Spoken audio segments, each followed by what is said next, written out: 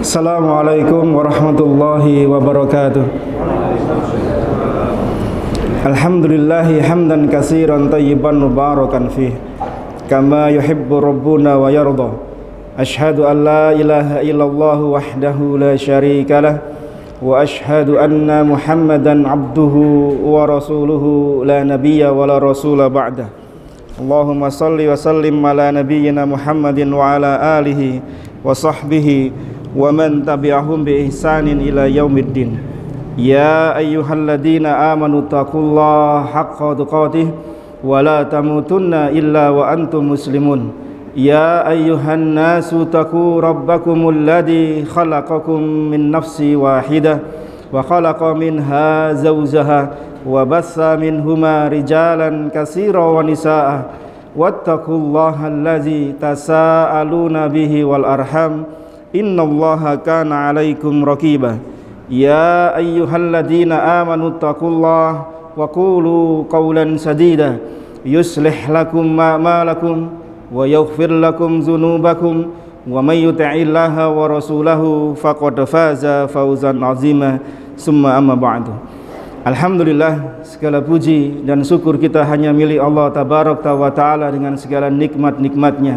Salam dan salawat untuk Nabi kita yang mulia Rasulullah sallallahu alaihi wasallam beserta keluarga beliau, istri-istri beliau, putra-putri beliau, para sahabat serta seluruh kaum muslimin yang mengikuti sunnah-sunnah nabinya hingga yaumul kiamah.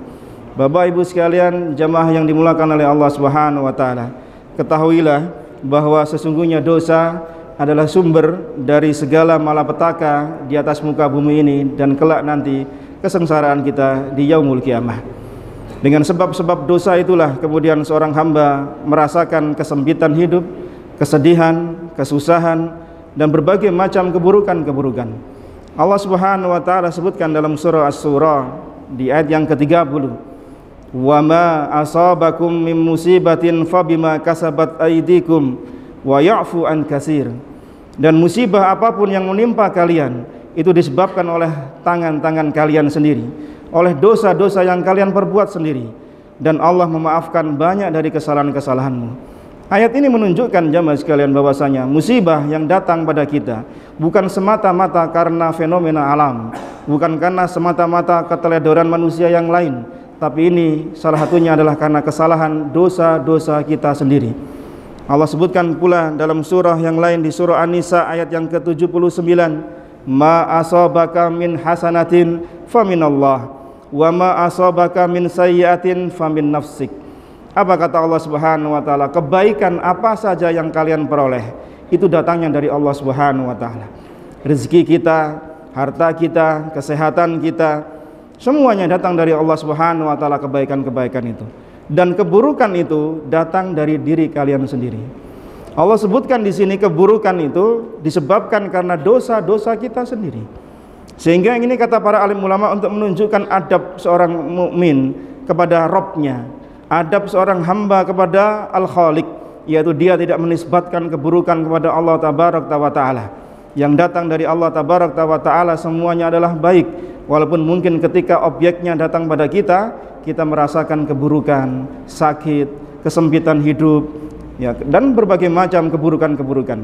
Tapi semuanya takdir Allah, sebagaimana kita mengimani dalam iman terhadap takdir adalah semuanya baik. Karena semua datang dari Allah adalah kebaikan-kebaikan. Bapak Ibu sekalian yang dimuliakan oleh Allah Subhanahu wa Ta'ala, dengan sebab dosa itu pula lah kemudian Allah Subhanahu wa Ta'ala mengeluarkan Nabi Adam alaihissalam dari surganya Allah. Jika saja Nabi Adam ini tidak melakukan perbuatan dosa, maka tentu Nabi Adam tidak akan keluar dari surganya Allah. Tapi dengan hikmah Allah Subhanahu wa Ta'ala, Nabi Adam dan Hawa berbuat dosa. Bahkan di ayat yang lain Allah sebutkan, andai tidak ada manusia berbuat dosa, maka Allah akan munculkan manusia-manusia baru yang berbuat dosa, untuk kemudian hamba-hamba ini kembali bertaubat dan istighfar pada Allah Subhanahu wa Ta'ala. Sehingga potensi seorang hamba berbuat dosa ini besar jamaah sekalian. Demikian juga dosa-dosa menyebabkan seorang hamba terhalang dari masuk surganya Allah kelak di kemudian hari. Karena tidak akan mungkin orang yang berdosa itu masuk surganya Allah kecuali dia dibersihkan dari dosa-dosanya di nerakanya Allah Subhanahu wa Ta'ala.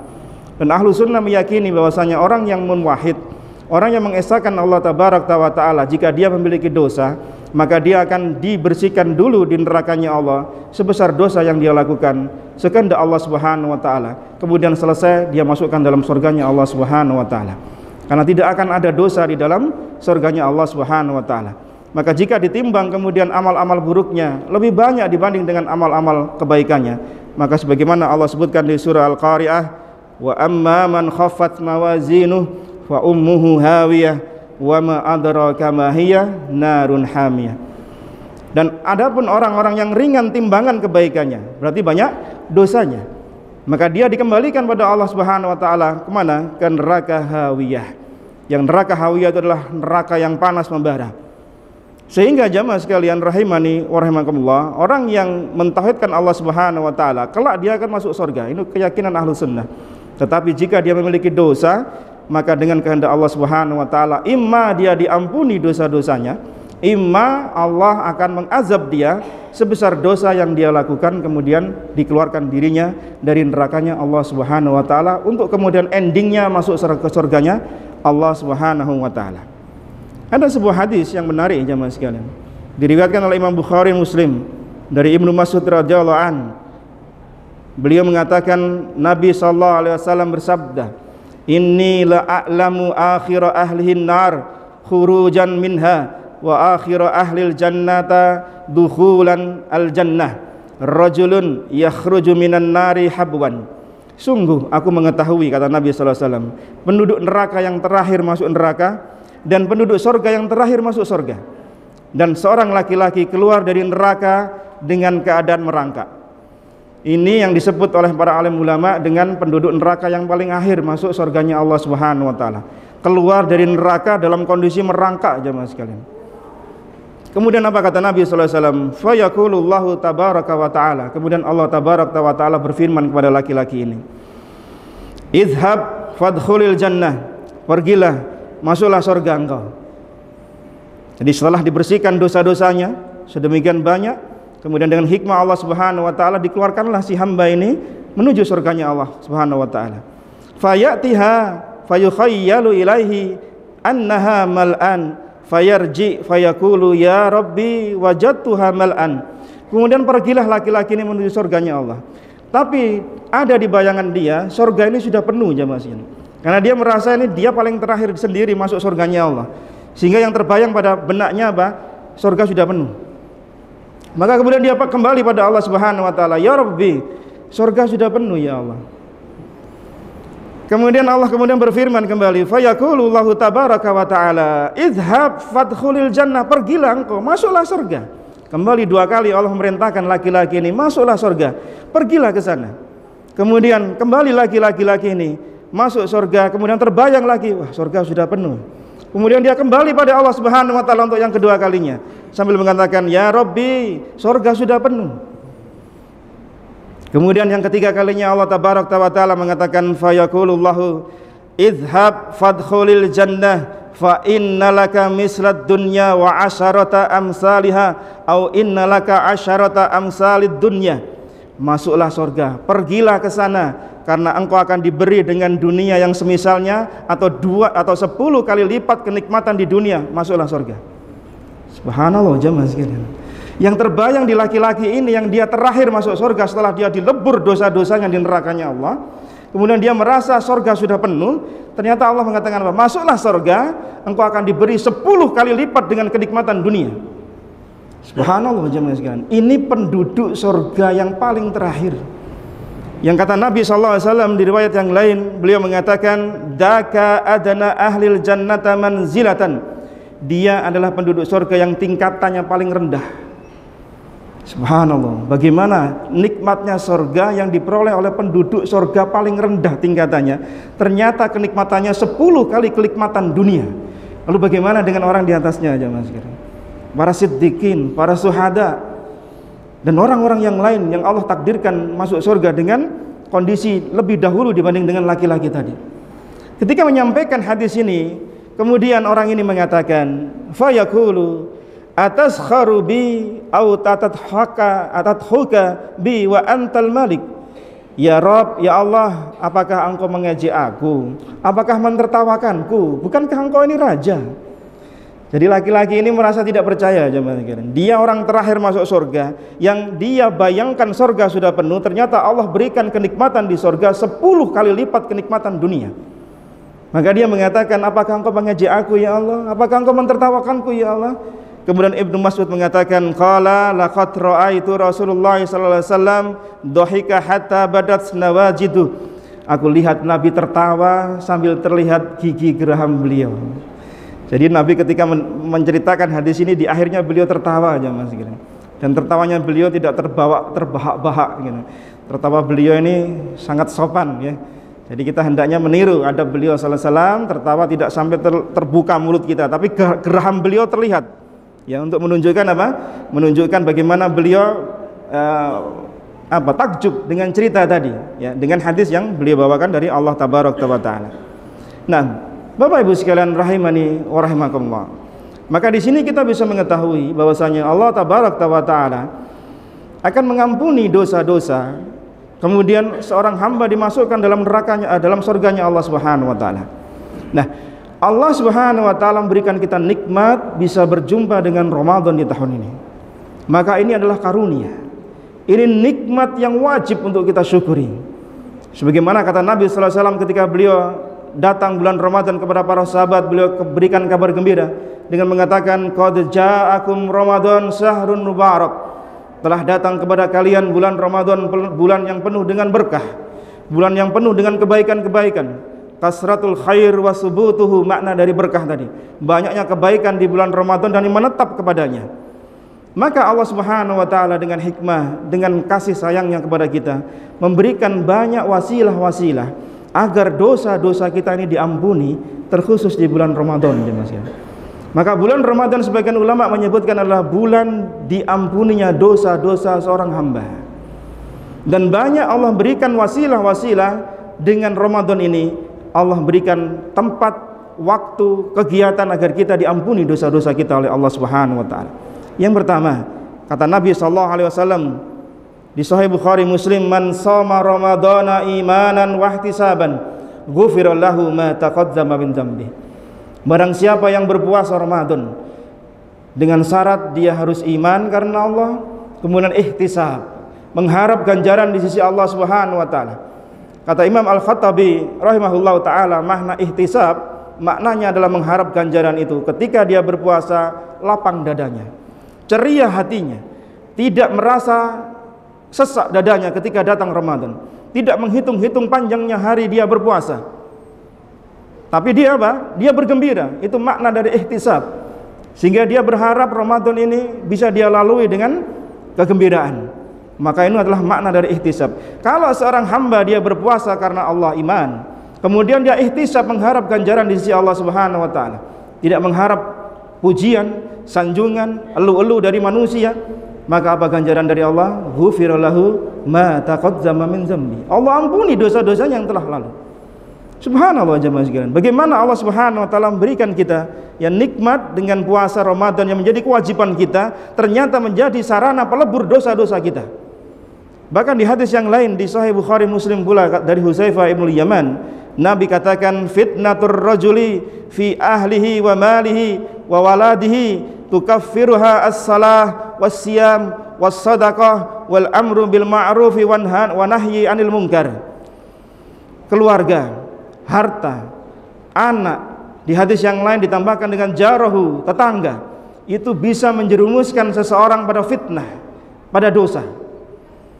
Terkadang seseorang terfitnah dengan hartanya, terfitnah dengan keluarganya, terfitnah dengan anak-anaknya, terfitnah dengan keluarga, dengan tetangganya. Dia tidak bisa bergaul dengan baik, dengan ihsan pada tetangganya, memunculkan potensi apa? Dosa, jemaah sekalian. Dan itu semua bisa dihapus kata Nabi sallallahu alaihi wasallam dengan apa? Dengan salat, dengan puasa, dengan sedekah, dengan amar ma'ruf nahi munkar. Poinnya di mana? Di saum, di puasa. Sehingga puasa Ramadan itu menjadi pelebur dari fitnah-fitnah yang muncul dari keluarga kita, anak kita, harta kita, tetangga kita. Karena boleh jadi ketika kita berinteraksi dengan keluarga kita, istri, anak, tetangga, pasti ada potensi kita berbuat dosa. Maka itu bisa dilebur dengan apa? Salat kita, sedekah kita, puasa kita, plus amar ma'ruf nahi munkar jemaah sekalian. Ini menunjukkan amal-amal saleh itu bisa menjadi pelebur dosa. Maka terkhusus di bulan Ramadan, saum itu menjadi sarana kita untuk melebur dosa-dosa kita. Kemudian dikatakan oleh Imam Ibnu Battal ketika mensarah Sahih Bukhari di hadis yang kita sebutkan tadi, ini semakna dengan firman Allah Subhanahu wa taala di surah At-Taghabun di ayat yang ke-15. Innama amwalukum wa auladukum fitnah wallahu indahu ajrun azim. Sesungguhnya hartamu, anak-anakmu itu adalah fitnah, cobaan, bala, dan berpotensi menimbulkan dosa kita. Dan di sisi Allah lah ganjaran yang besar. Jika seorang hamba tadi diiringi salatnya, puasanya, sedekahnya, amar ma'ruf nahi mungkarnya, maka bisa menjadi pelebur dari fitnah-fitnah atas keluarga, harta, anak, dan tetangga kita, jemaah sekalian. Ini yang pertama, yaitu kita melaksanakan puasa Ramadan ternyata menjadi sebab Allah mengampuni dosa-dosa kita. Yang kedua, di bulan Ramadan pula ketika kita melaksanakan salat tarawih, apa kata Nabi sallallahu alaihi wasallam di Sahih Bukhari Muslim pula, man qama ramadhana imanan wahtisaban ghufira lahu ma taqaddama min dzambi. Barang siapa yang berdiri untuk salat Ramadan, qiyam, kata Imam An-Nawawi rahimahullah ketika mensarah Sahih Muslim di hadis ini, maknanya adalah salat tarawih. Jadi barang siapa salat tarawih, syaratnya apa? Imanan wahtisaban. Dia Ramadan ketika tarawih di malam harinya hanya mengharap ganjaran di sisi Allah, bukan untuk pujian sanjungan dari tetangga. Oh, si fulan rajin ke masjid, oh si fulan rajin datang di shaf pertama. Tidak, jemaah sekalian. Andai pun tidak ada tetangga kita yang memuji kita, maka tidak ada manfaatnya untuk kita sholat hanya mengharap ganjaran di sisi Allah Subhanahu wa ta'ala semata. Terkadang ada sebagian orang itu sungkan untuk datang ke masjid, kemudian ya sungkan sama tetangga, nah tak terawih. Mungkin pembukaan sama akhiran aja, kayak beduk gitu. Depan sama belakang. Kemana Pak? Wah sibuk Ustaz. Ada kerjaan, ada lemburan, ada job-joban, wah banyak alasan jemaah sekalian. Karena kita ini kalau untuk urusan akhirat kadang urusannya alasannya banyak sekali. Kemana Pak? Nggak ikut kajian? Wah lembur Ustaz. Kenapa Pak nggak jamaah? Waduh masih perjalanan dari, wah alasannya banyak. Tapi kalau untuk urusan dunia, wah, alasannya cuma satu, cari dunia seluas-luasnya. Kadang kita ini kurang adil sama diri kita pada Allah Subhanahu wa ta'ala. Kita minta sama Allah banyak untuk urusan akhirat, kebaikan-kebaikan kita, tapi untuk hak-haknya Allah kadang kita kurang memberikannya, berbakti pada Allah Subhanahu wa ta'ala. Nah, untuk tarawih jemaah sekalian, kalau seorang itu tarawih karena iman, kemudian ihtisab, maka Allah akan ampuni dosa-dosanya yang telah lalu. Subhanallah jemaah sekalian. Dan kata Ibnu Hajar Asqalani di Fathul Bari ketika beliau mensarah hadis ini, puasa Ramadan, tarawih itu akan genap pahalanya dengan diampuni dosa ketika selesai Ramadan kita 29 atau 30 hari. Maka genap 1 bulan itu Allah akan mengampuni dosa-dosa kita yang telah lalu. Tapi untuk yang ketiga, Nabi sebutkan apa? Man qama lailatul qadri imanan wahtisaban ghufira lahu ma taqaddama min dzambi. Sahih Bukhari. Barang siapa yang menegakkan salat pada waktu malam Lailatul Qadar. Qiyam di sini bisa bermakna salat, bisa kita isi dengan zikir dan seterusnya dari berbagai macam wasilah-wasilah ibadah. Maka barang siapa yang bertepatan dengan malam Lailatul Qadar, kemudian imanan wahtisaban, maka Allah akan ampuni dosa-dosanya yang telah lalu. Maka kata beliau untuk poin yang ini, maka kalau bertepatan dengan malam Lailatul Qadar, dosanya akan diampuni oleh Allah. Sementara untuk puasa dan tarawih nanti menunggu selesainya selama dia 30 hari atau 29 hari Ramadan selesai. Ini menunjukkan apa? Rahmat Allah Subhanahu wa taala jemaah sekalian bagi hamba-hamba yang bertemu dengan Ramadan, yang Ramadan ini menjadi wasilah kita untuk bisa melebur dosa-dosa kita. Kemudian masih ada satu lagi wasilah untuk melebur dosa-dosa kita, apa? Zakat fitri atau zakat fitrah.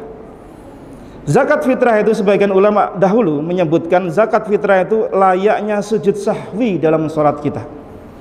Sholat sujud sahwi ketika ada kekurangan, ada kelebihan dari sholat kita rakaatnya atau kurang rakaatnya, maka sujud sahwi menyempurnakan kekurangan dari sholat fardunya. Maka kata para ulama, kata Ibnu Rajab Al-Hambali, zakat fitrah atau zakat fitri itu semakna dengan sujud sahwi, menyempurnakan kekurangan orang yang berpuasa. Apa kata Ibnu Abbas radhiyallahu anhu?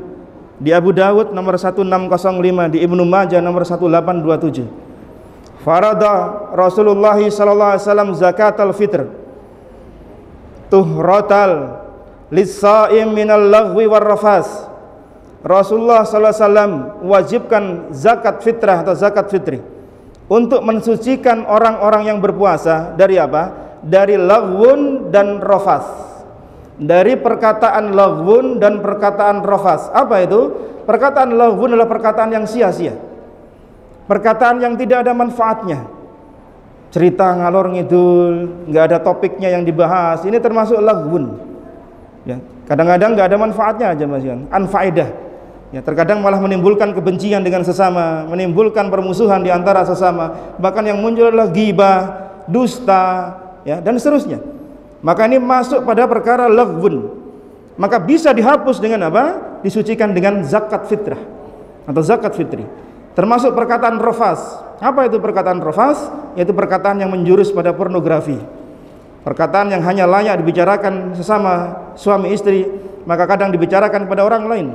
Membicarakan hubungan suami istri dengan orang lain, membicarakan aibnya rumah tangga pada orang lain, ini maka termasuk terlarang. Maka insya Allah akan bisa dihapus, disucikan dengan apa? Zakat fitrah kita. Maka kata Ibnu Abbas, barang siapa mengeluarkannya sebelum Idul Fitri, maka dia zakat yang makbulan, diterima oleh Allah Subhanahu wa taala. Jika dia keluarkan setelah Idul Fitri, maka menjadi fahiya sadaqatun minas sadaqat, adalah satu di antara sedekah-sedekah. Berarti dia masih punya tanggungan zakat fitrahnya. Maka perhatikan ini jamaah sekalian rahimani warahmatullah. Zakat fitrah ternyata menjadi sarana untuk melebur keburukan-keburukan yang mungkin terucap ketika kita berpuasa.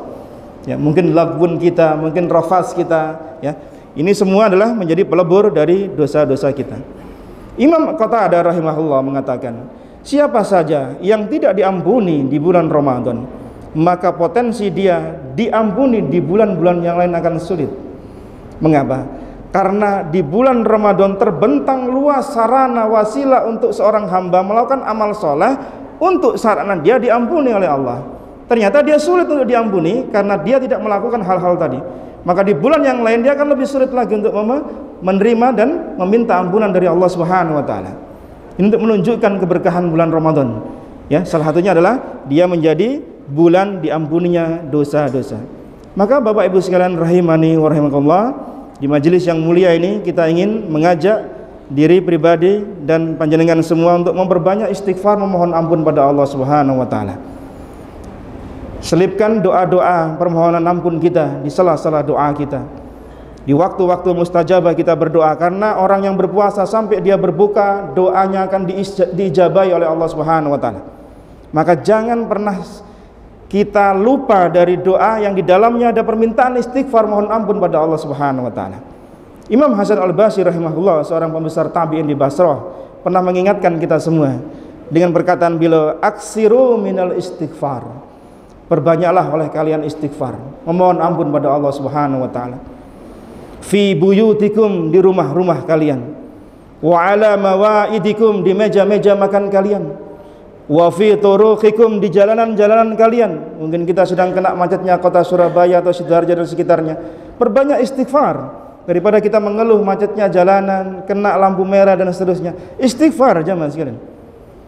Wa fi aswaqikum, di pasar-pasar kalian, wa fi majalasikum aina ma kuntum, dimanapun majelis kalian berada, perbanyak istighfar. Apa hikmahnya untuk memperbanyak istighfar? Kata Imam Hasan Al-Basri rahimahullah, fa innakum ma tadaruna mata tanzilul maghfirah, karena kalian tidak tahu kapan ampunan Allah akan diturunkan. Karena kita tidak tahu kapan Allah mengampuni kita. Boleh jadi ketika kita di majelis, di sela-sela kita berbincang dengan teman-teman kita, dengan kolega kita, dengan saudara-saudara kita, kita mohon ampun, kemudian Allah turunkan di saat itu. Bukankah ini berkah untuk kita? Ketika mungkin di jalanan kita sambil nyetir, sambil naik motor, naik mobil, kita istighfar, Allah turunkan ampunan di saat itu. Bukankah ini berkah bagi kita? Maka benar kata Imam Hasan Al-Basri, aksiru minal istighfar, perbanyaklah istighfar. Sebagaimana hadis Nabi SAW diriwayatkan oleh Imam Ahmad dengan sanad sahih, kata Imam Ahmad As-Sakir ketika mentahqiq Musnad Imam Ahmad.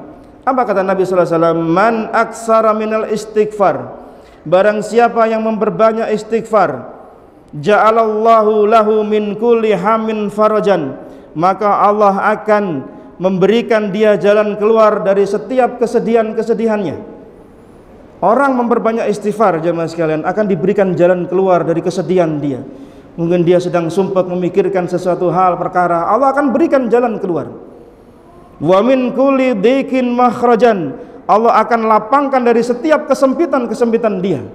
Diberikan jalan keluar, jemaah, diberikan kelapangan kita ini. Wa razaqahu min haitsu la yahtasib, Allah akan berikan kita rezeki dari jalan yang tidak kita sangka-sangka. Sering kita mungkin menjumpai, dan mungkin panjenengan semua mungkin pernah merasakan bagaimana Allah memberikan kita rezeki dari jalan yang tidak kita kalkulasikan di otak kita. Kalkulasi kita dengan kalkulasinya Allah berbeda, jemaah. Ada seorang pernah bercerita pada kita, Ustaz, saya butuh uang sekian puluh juta. Ada keperluan dia.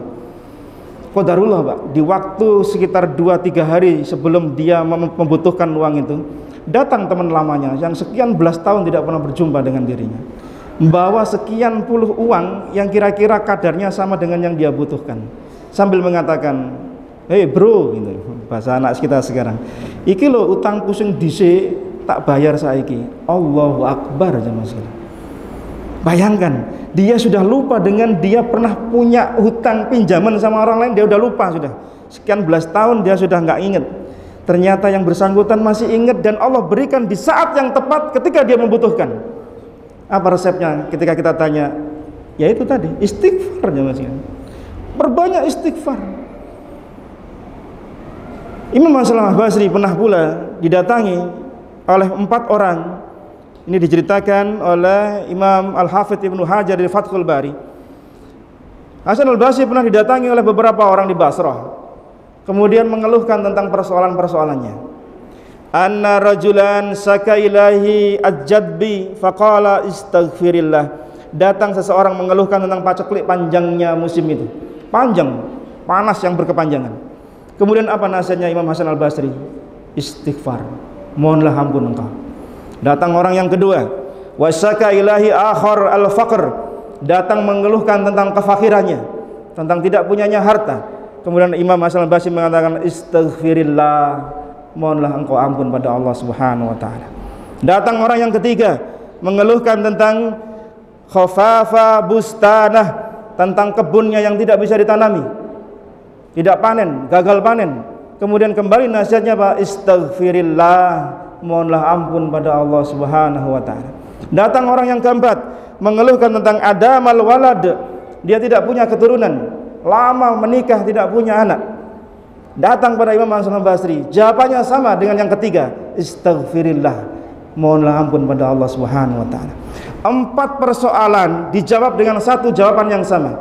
Semua orang di sekitar Imam Hasan al-Basri protes, "Ya Imam, datang 4 orang dengan soal yang berbeda, engkau jawab dengan satu jawaban yang sama. Apa alasan Anda?" Aku tidak keluar dari lesanku sendiri kecuali firman Allah Subhanahu wa taala di surah Nuh ayat yang ke-10 sampai 12.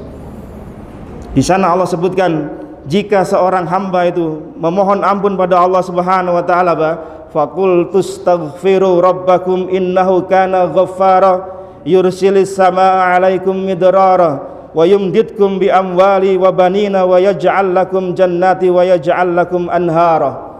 Nuh berkata kepada kaumnya, mohonlah ampun kalian kepada Allah Subhanahu wa taala, karena Dia Maha Pengampun. Kalau engkau mohon ampun, maka niscaya Allah akan turunkan hujan yang lebat dari langit kepadamu, memperbanyak harta dan anak-anakmu, dan mengadakan kebun-kebun dan sungai-sungai untukmu. Ini dalil yang dipakai Imam Hasan al-Basri rahimahullah untuk menjawab 4 pertanyaan tadi, jamaah sekalian.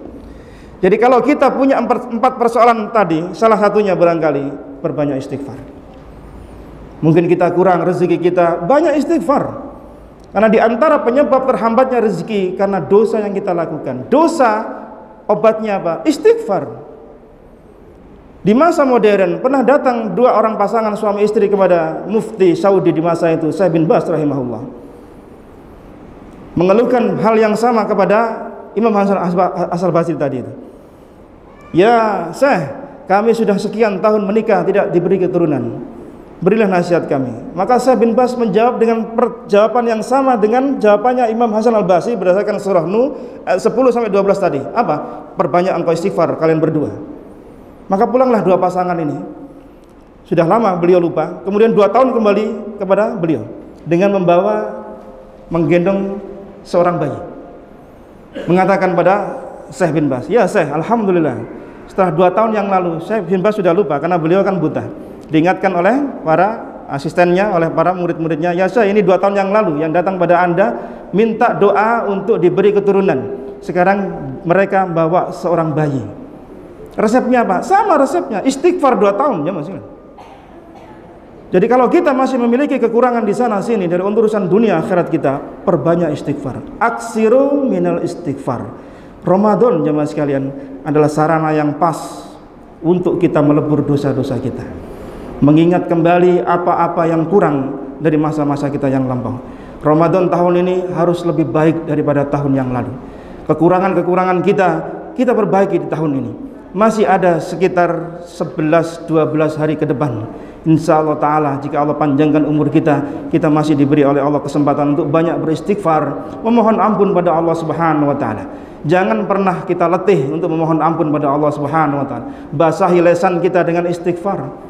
Karena kalau orang di luar sana membaca istighfar itu biasa Bapak Ibu sekalian. Tapi kalau di kita mungkin wah kayak dusone wong iki ya, istighfar terus. Tidak, istighfar adalah kebiasaan para sahabat. Nabi SAW dalam satu majelis beliau beristighfar berapa? Lebih dari 70 kali. Abu Hurairah menghitung dalam satu majelis, bahkan di riwayat yang lain 100 kali tahun, 100 kali lebih. Itu Nabi SAW yang Allah telah ampuni dosanya, pembuka pintu surga pertama, yang mengangkat kepalanya pertama kali di arsy-Nya Allah Subhanahu wa Ta'ala. Pun beliau dengan tawaduknya masih memohon ampun, istighfar sehari lebih dari 100 kali. Di mana letak posisi kita jemaah sekalian dibanding dengan Nabi kita alaihi salatu wasallam? Maka momen Ramadan ini mari kita jadikan momen untuk kembali pada Allah Subhanahu wa Ta'ala.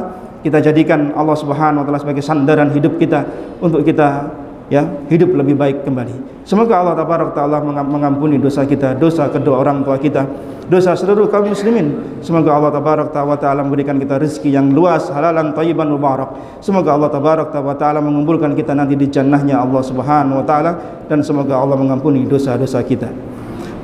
Demikian Bapak Ibu sekalian rahimani wa rahimakumullah, semoga bermanfaat. Mohon maaf jika ada yang kurang. Barakallahu fikum, jazakumullah khair. Kita akhiri dengan doa kafaratul majelis. Subhanakallahumma wa bihamdika asyhadu an la ilaha illa anta astaghfiruka wa atubu ilaik. Wa sallallahu ala nabiyyina Muhammadin walhamdulillahi rabbil alamin. Assalamualaikum warahmatullahi wabarakatuh.